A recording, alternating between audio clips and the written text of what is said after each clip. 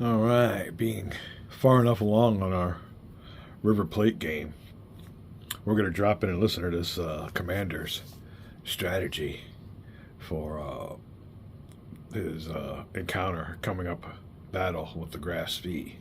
And we'll see if it matches anything close to what we did. So here you go. She can outgun us and outrange us.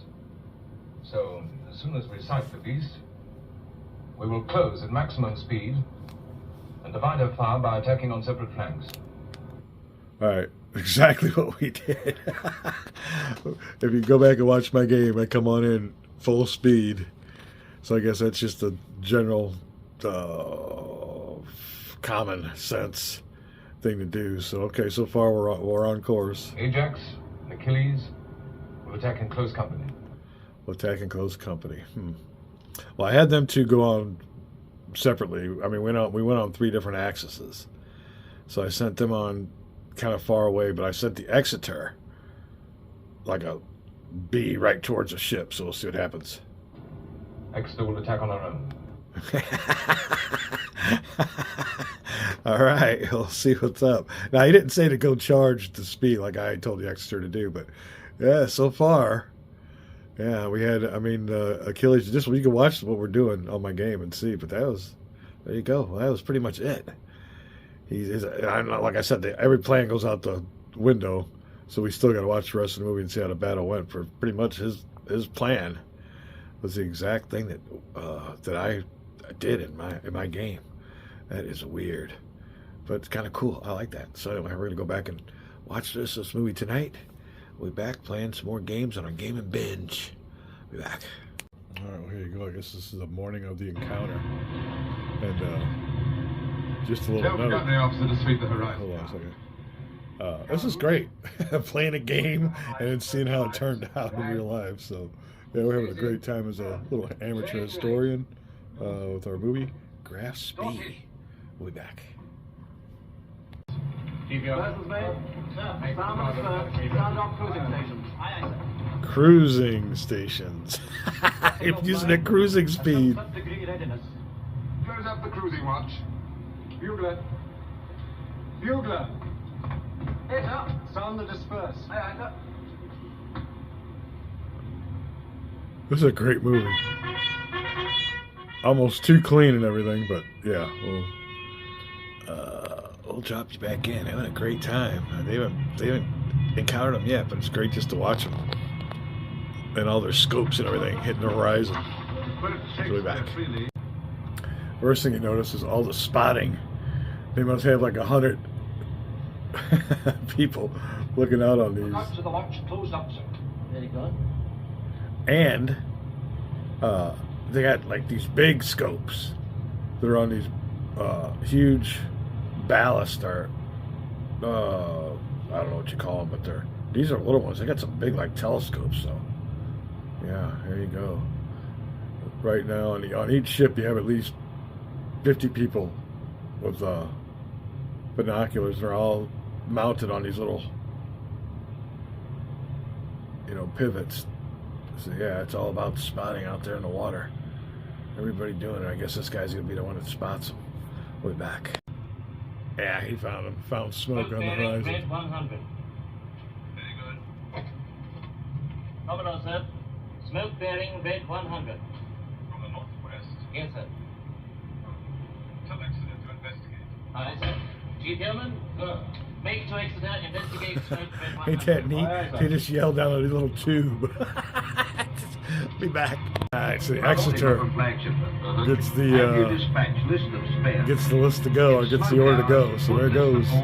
Just the way we played it. Having a great time.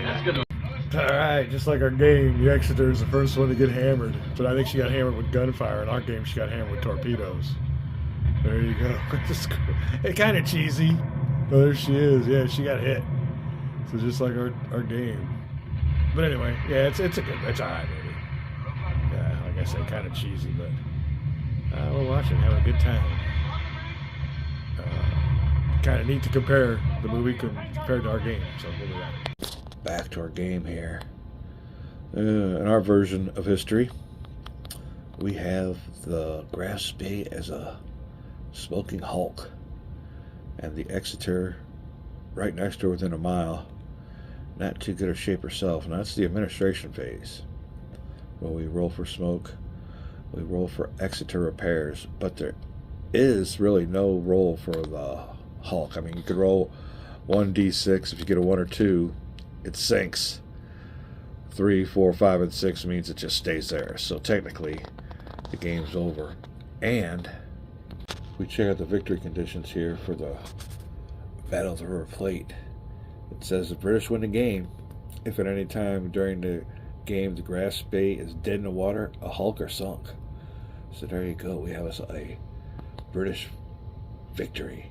Now the Germans would win if for somehow through all the fire in the battle they can get these 3 British ships speed reduced to where they couldn't catch up to the grass bay, and the grass bay can make a getaway. In other words, you'd want to get these markers here placed on the Exeter, Achilles, and Ajax, and what that does is slow them down and gives the grass bay a way to escape. But in our game, he's come to fire, and unlike historically, where I think the grass bay limped off into a port and they scuttled her, she was destroyed by the British. On a British victory on a River Plate scenario from Dreadnoughts and Battle Wagons. We'll be continuing on next with the Denmark Strait. If we get time to play, it's getting counted down. Or I think I could eke out maybe another 7 or 8 days, which should be more than enough time to play a game. But in old GWG land, boy, we don't get as much time as we think, and I'm glad we were able to complete this scenario. So I had a great time on this folio version of Decision Games, Dreadnoughts and Battle Wagons. British victory. We'll be back. Right then, real quick after action report, I guess, is what's needed. She came in from the northwest, as I said in that movie. She's coming from the northwest. He said, yeah. So there she is. She came on in, and we get to watch the rest of that movie now. We pressed pause, but basically, at the Exeter, headed straight for her, beelined, and we kind of split the Ajax and Achilles in our 2 ways, and almost, like I said, identical to what happened historically, and I had no idea the way they did it. I just went about it the way I seen fit. They came in at, what would that be called? Flank speed. They came in for hell's bells.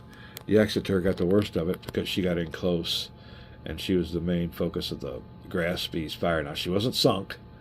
She's just dead in the water, and the grass bee was done in by a torpedo round from the Exeter and finished off by main gunfire from these other 2 ships. So there you go.